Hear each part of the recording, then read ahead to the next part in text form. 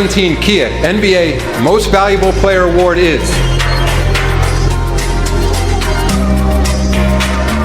Russell Westbrook. On August 12, 2026, Russell Westbrook announced he was done.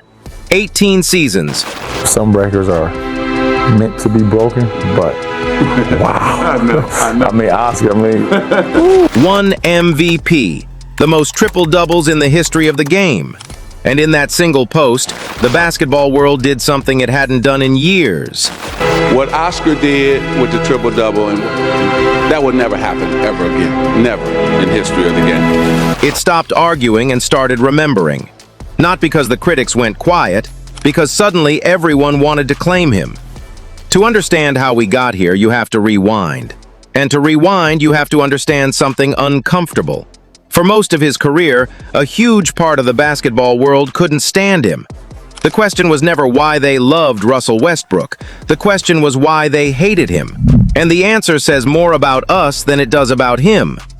Golden Hoops and all the things that he does. Our guy, Golden Hoops, you inspire me. It's a Brandon night, we watch Golden Hoops. It's 2012, Oklahoma City. The Thunder have 3 young stars, Kevin Durant, James Harden, Russell Westbrook. The future of the league, handed to one small market city.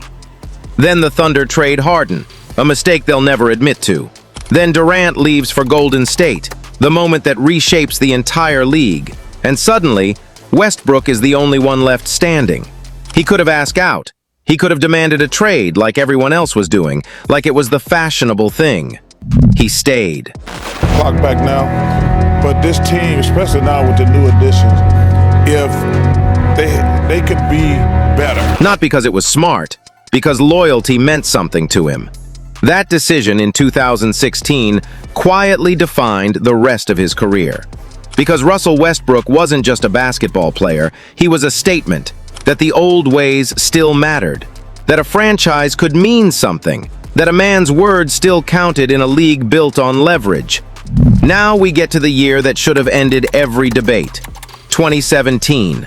The Thunder are supposed to be a lottery team. Westbrook is supposed to be a great player stuck on a doomed roster.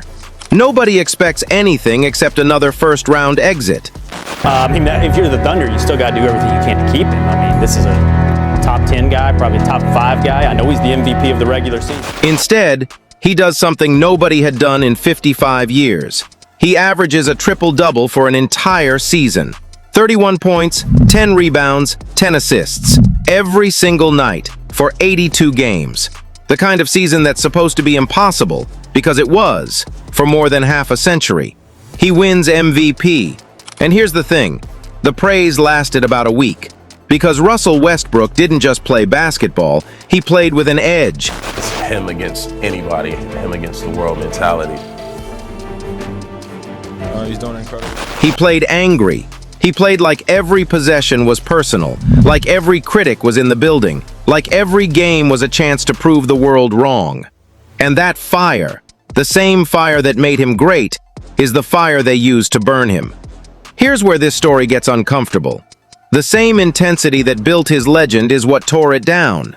High usage, difficult shot selection, turnovers at the worst possible moments, playoff exits that stung. The talking heads called it empty stats, numbers that looked amazing but didn't win championships. They said he cared about the stat sheet more than the scoreboard. They said he was the reason his teams couldn't get over the hump.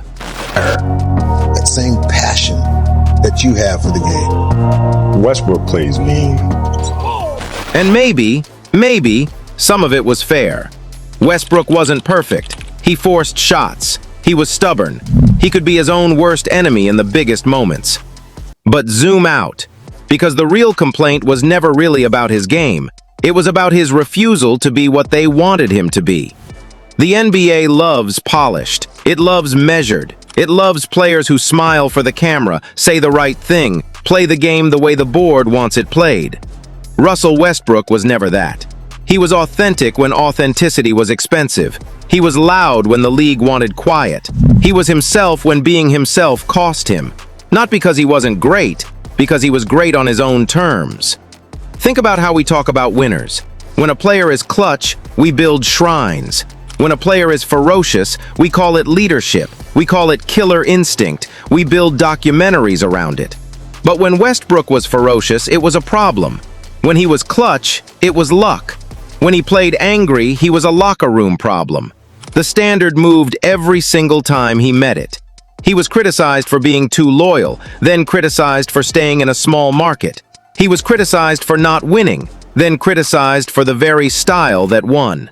He could never win because the goalposts never stopped moving. That's what Russell Westbrook represents. The uncomfortable truth that greatness doesn't have to look the way we expect. That being clutch isn't about being liked. It's about showing up every night when the pressure is greatest and refusing to be anyone but yourself. Rewind again. Houston, Washington, the Lakers. Each stop was supposed to be his redemption. Each stop ended the same way. The Lakers were the cruelest. Here was a Hall of Fame point guard, past his physical peak, but still willing to sacrifice everything. Coming off the bench, taking a reduced role, doing whatever the team asked. And still, they blamed him. He became the scapegoat for rosters that were broken long before he arrived. When it didn't work, he was the reason. When he left, the losing continued without him. But nobody ever apologized. It's the pattern of his whole career. He takes the blame so the franchise doesn't have to. He absorbs the criticism so the spotlight can shine elsewhere. He carries the weight, and they call him heavy. Now he's retired, and suddenly, everyone is remembering. The triple-double record that may never fall. The loyalty to Oklahoma City that looks almost ancient in a modern league. The way he played like the game owed him something. Because in a way, it did. The way he gave everything, every night, in a league where too many players coast. He's not the only one. He's not even the first. But he might be the last of his kind. The last player who refused to conform, refused to soften, refused to apologize for who he was on the floor. The last one who played with his heart on his sleeve in a league that wants you to keep it hidden. We'll never get another Russell Westbrook. And the truth is, we didn't deserve the one we had. Because being clutch isn't about one shot. It's not about one game. It's about showing up when the pressure is greatest, when expectations are highest, when everyone is watching, and refusing to be anything but yourself. Talent gets you noticed, but being clutch makes you unforgettable.